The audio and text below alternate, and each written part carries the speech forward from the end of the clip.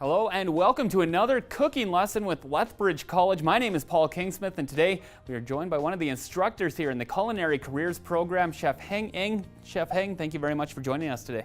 Thank you, it's nice to be back. And today this time around we asked our chefs for a very specific challenge as we are celebrating our 60th anniversary here at Lethbridge College. So we asked them to come up with some recipes that, number one, link the past, present, and future of Lethbridge College. Number two was easy to make, and of course number three was delicious, and Chef Heng has outdone himself. What did you come up with for us here, Chef Heng? Okay, we have decided to do a chocolate pavlova. It is a very light, delicious dessert, gluten-free, so it's good for the future as well because a lot of people are starting to go into a gluten-free diet.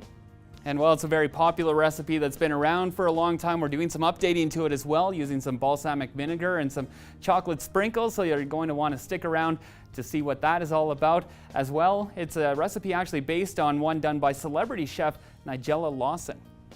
Yes. And pavlova was actually created in Australia and named after a very famous ballerina, Anna Pavlova. And this dessert is very popular down in Australia and New Zealand and very commonly served as a celebration.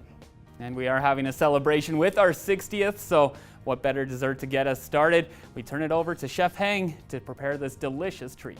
Okay, the ingredients are 6 large egg whites, 300 grams sugar, 3 tablespoons powdered cocoa, sifted, 1 teaspoon balsamic vinegar, 50 grams of dark chocolate finely chopped.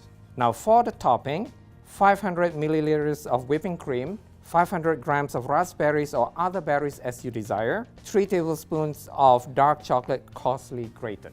To prepare this dessert, we'll start by preheating the oven to 350 degrees Fahrenheit.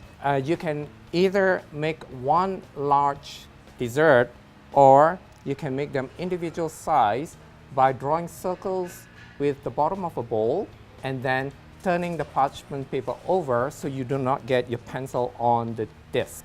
Then we'll beat the egg whites until satiny peak forms. Then beat in the sugar, a spoonful at a time until the meringue is stiff and shiny. Next, we sprinkle the cocoa and vinegar into the egg whites and then the chopped chocolate.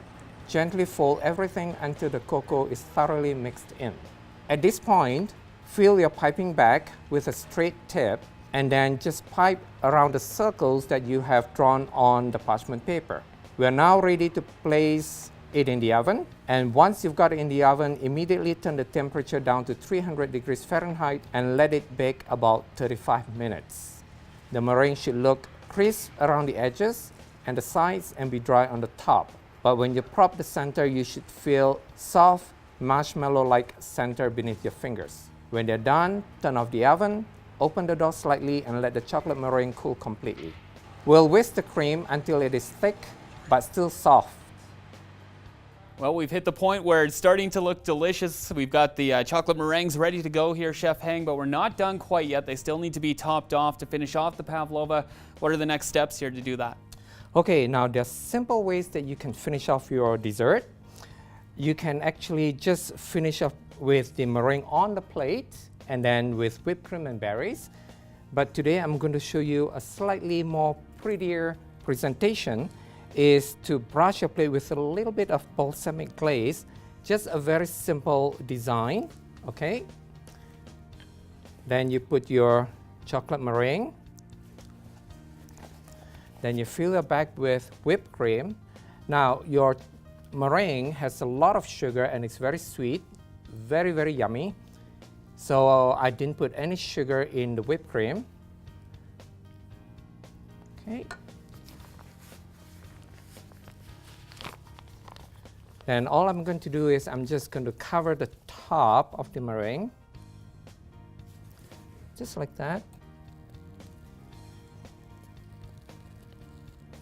Okay. Then you can put any kind of berries, but today I have raspberries.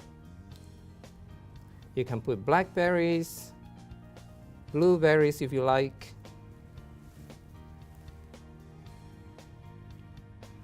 And as many as you'd like as well? Yes.